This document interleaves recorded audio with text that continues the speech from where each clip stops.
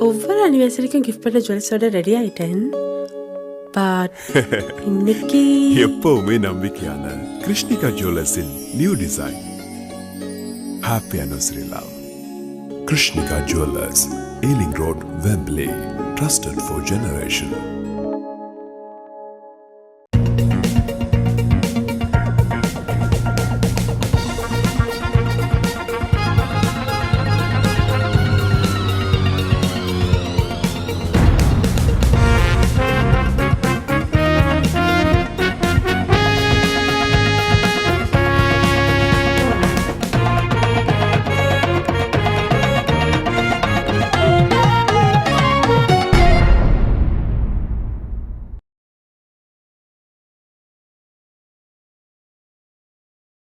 உயிரோடு தமிழோடு இணைந்திருக்கிறீர்கள். ILC தமிழ் உயிரோடு தமிழில் அன்றுகளே உலக நகர்வல் நிகழ்ச்சியில் இணைந்திருக்கிறீர்கள். உலக நகர்வல் நிகழ்ச்சியில் பிரித்தானியாவிலிருந்து போரியல் ஆய்வாளர் அரசு அவர்கள் இணைகின்றார். வணக்கம் அரசு அவர்களே. வணக்கம் ராஜாரி. அனைத்து உயிரோடு தமிழ் உறவுகளுக்கு அன்பு வளர்ந்த வணக்கம். மோல்டோவாவில் நடைபெற்ற தேர்தல் தொடர்பாக பார்ப்போம். மோல்டோவாவில் எதிர்பார்க்கப்பட்ட தேர்தல் நடந்து முடித்திருக்கின்றது. இதுக்கு பின்னணியில் அரசியல் நிறைய சூழ்ந்திருப்பது போல் தெரிகின்றது. இந்த தேர்தல் தொடர்பாக என்ன நடந்தது என்பதை கூறுவீர்கள்? ரஷ்யாவுக்கு எதிரான ஒரு களமுனையாக மோல்டோவாவை இறக்குவதற்கு ஐரோப்பிய ஒன்றியம் படாத பாடுபட்டு கொண்டிருக்கிறார்கள். மோல்டோவா ரொமேனியாவின் ஒரு எல்லை, உக்ரைன் எல்லை பகுதியில் இருக்கின்ற ஒரு நாடு, சிறிய நாடு. அங்கு கிட்டத்தட்ட 2.4 மில்லியன் மக்கள், 24 லட்சம் மக்கள் தான் இருக்கிறார்கள். ஆனால் அதனை இவர்கள் கைப்பற்றிய போது ரஷ்யா அதில் இருக்கின்ற ஒரு பகுதியை பிரித்து, அது டிரான்ஸ்நிஸ்ட்ரியா என்ற ஒரு பகுதி, அதை ஒரு நாடாக ரஷ்யா வைத்திருக்கின்றது. கிட்டத்தட்ட அதுல ஒரு 5 லட்சம் பேர் தான் இருக்கிறார்கள். அதை சுதந்திர நாடாக ரஷ்யா வைத்திருக்க. அங்கு 10,000 ரஷ்ய படையினரும் இருக்கிறார்கள். ரஷ்யாவுக்கு தெரியும் எங்கெங்க பிரச்சனை வரப்போகுதுன்றது என்றும் போது அதில் சிறிய சிறிய பகுதிகளை பிரித்து அதில் தங்கள் படையினரை நிறுத்தி வைத்திருக்கிறார்கள். அந்த பகுதியை பிடிப்பதற்கு உக்ரைனும் மோல்டோவாவும் சில சதி நடவடிக்கைகளை மேற்கொண்டாலும் ரஷ்யா தெளிவாக கூறிவிட்டது, அந்த பகுதி மீதான தாக்குதல் ரஷ்யா மீதான தாக்குதல் கடும் விளைவுகளை சந்திக்க வேண்டி வரும் என்பதால் அவர்கள் அதில் பெருசாக கை வைக்கவில்லை. ஆனால் மோல்டோவாவை எப்போதும் ஐரோப்பிய ஒன்றியம் தனக்கு சார்பான அரசைத்தான் அங்கு கொண்டிருக்கின்றது. இது ரஷ்யாவுக்கும் மேற்குலகத்துக்குமான கடும் போட்டியாகத்தான் இருக்கின்றது. அங்கு வந்த அரச தலைவர் மயா சண்டு, அவர் 2020ஆம் ஆண்டு மேற்குலகத்தால் கொண்டு வரப்பட்டவர்.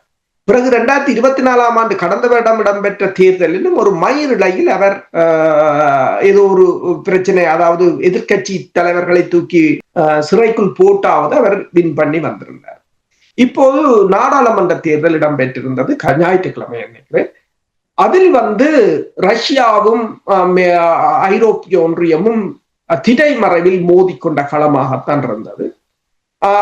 இறுதி நேரத்தில் ரஷ்யாவின் 2 பிரதான எதிர்கட்சிகள், ரஷ்யா சார்பான, அதாவது Greater Moldova, Heart of Moldova என்ற 2 கட்சிகளையும் தடை செய்து விட்டார்கள். அதற்குரிய காரணம் அவர்களுக்கு வெளிநாட்டில் இருந்து காசு பணம் பெறுகிறது என்று சொல்லி தடை செய்து விட்டார்கள். அவ்வாறு தடை செய்த பிற்பாடு இடம்பெற்ற தேர்தலிலும் அவர்கள் அங்கு பெரும் 40% வாக்கைத்தான் உள்ளூரில் பெற்றுக்கொண்டார்கள்.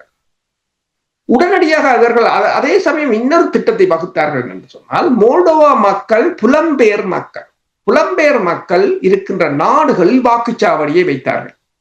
கிட்டத்தட்ட 300 வாக்குச்சாவடிகள் வைக்கப்பட்டிருக்கின்றன புலம்பெயர் தேசத்தில். அயர்லாண்டாக இருக்கலாம், ஐரோப்பாவாக இருக்கலாம், பிரித்தானியாவாக இருக்கலாம். அங்க புலம்பெயர் மக்கள் வாக்களிக்கலாம். இப்ப இப்படி ஒரு நிலைமை எங்களுக்கு இருக்குமெண்டா யோசிச்சு பாருங்கள். இப்ப புலம்பெயர் மக்கள் வாக்களிக்கலாம், இலங்கையில் இருக்கின்ற நாடாளுமன்ற தேர்தலுக்கு தமிழ் பிரதிநிதிகளை தெரிவு செய்வது என்று சொன்னால் நிலைமை எவ்வாறு மாறி இருக்கும் என்று யோசிச்சு பாருங்கள் நீங்கள். ஆனால் இது மேற்குலகத்தை பொறுத்தவரை தங்களுக்கு தேவையானதை செய்வார்கள். அதிலும் குறிப்பாக கூறுகிற இப்ப முதல் உள்ளூரில் தோல்வி அடைந்து விட்டார். எவ்வாறு வென்றார்கள் என்று சொன்னால், புலம்பெயர் தேசத்து வாக்குகளை எண்ணிய போது 50% மேற்பட்ட வாக்குகள் அவர்களுக்கு கிடைத்திருக்கின்றன. அதன் மூலம் நாடாளுமன்றத்தில் அவர்கள் வெற்றியீட்டியதாக கூறப்படுகிறது. ஆனால் இந்த புலம்பெயர் தேசத்தில் உங்களுக்கு தெரியும், நான் கூறினேன், கிட்டத்தட்ட 300க்கும் மேற்பட்ட வாக்குச்சாவடிகள் இருந்தாலும் மோல்டோவியாவில் இருக்கிற மக்கள் அதிகளவான இடம்பெயர்ந்த மக்கள் ரஷ்யாவில் தான் இருக்கிறார்கள். கிட்டத்தட்ட 5 லட்சம் மக்கள் இருக்கிறார்கள். அங்கு 2 வாக்குச்சாவடிகள் வைக்கப்பட்டிருக்கிறது. 10,000 பேர் இருக்கின்ற அயர்லாந்தில் 12 வாக்குச்சாவடிகள் வைக்கப்பட்டிருக்கிறது. அதன் ரஷ்யா மற்றது வேலைக்கே மூடிவிட்டார். 3 மணிக்கே வாக்குச்சாவடியை மூடிட்டார்கள் சில பல இடங்களில். இப்ப டிரான்சினிட்டாவில கிட்டத்தட்ட 5 லட்சம் மக்கள் இருந்தாலும் அங்கு 12 வாக்குப்பட்டி வச்சிருந்தது. அது 3 மணியோட மூடிட்டார்கள். ஏதோ ஒரு தில்லு முள்ளுத்தனங்கள் எல்லாவற்றையும் செய்து அதாவது இந்த டயஸ்போராவின் வாக்கில 85% மேற்குலகத்திலிருந்து போன வாக்கு கூறுகிறார்கள். யார் போட்டார்களோ எவர் போட்டார்களோ தெரியாது.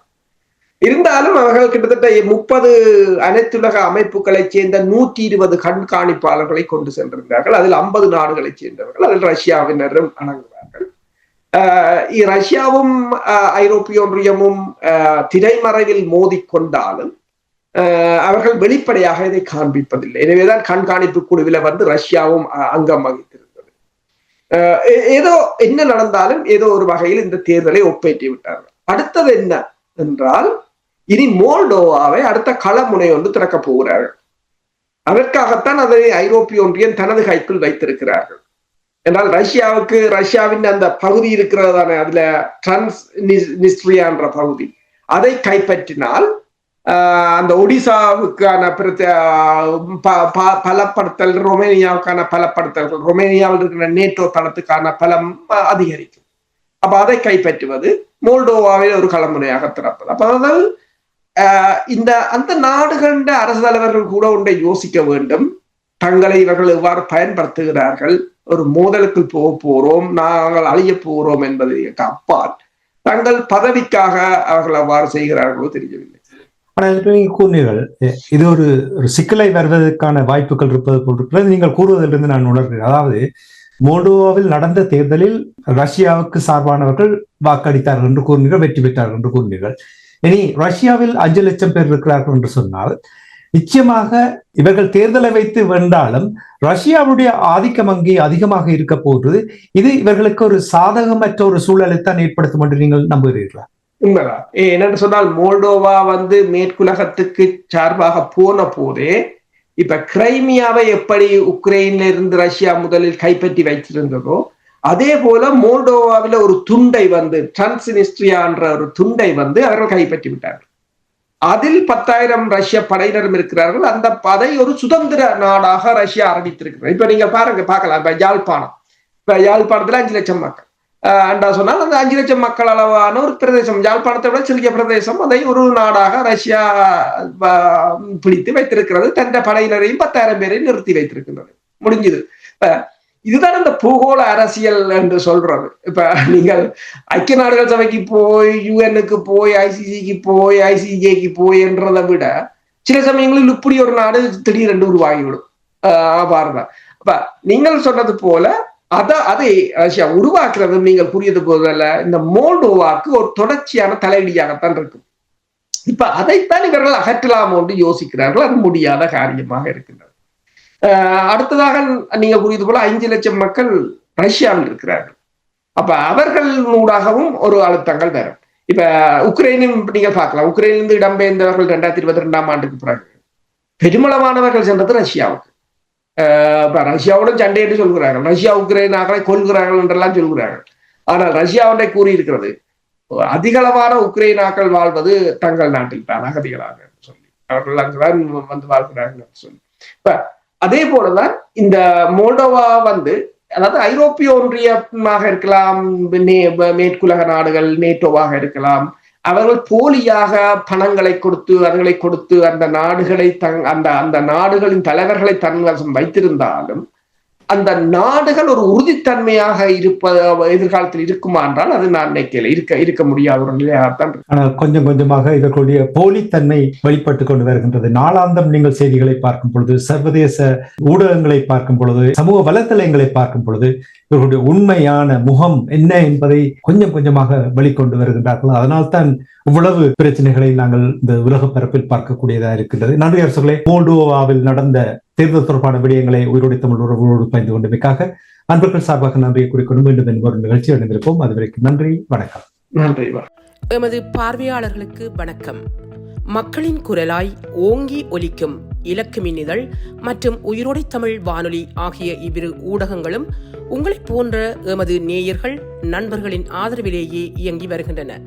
மிக குறைந்த வளங்களுடன் பல இடர்கள் மற்றும் தடைகளை தாண்டி பயணிக்கும் எமது ஊடகங்களின் பணிகள் மேலும் வளர உங்களால் முடிந்த நிதியுதவியை வழங்கி இன்னும் காத்திரமான செயற்பாடுகளை முன்னெடுக்க உதவுமாறு மிகவும் பணிவன்புடன் வேண்டி நிற்கின்றோம். உங்கள் பங்களிப்பு உங்களின் உரிமை குரலாய் ஓங்கி ஒலிக்கும். நன்றி.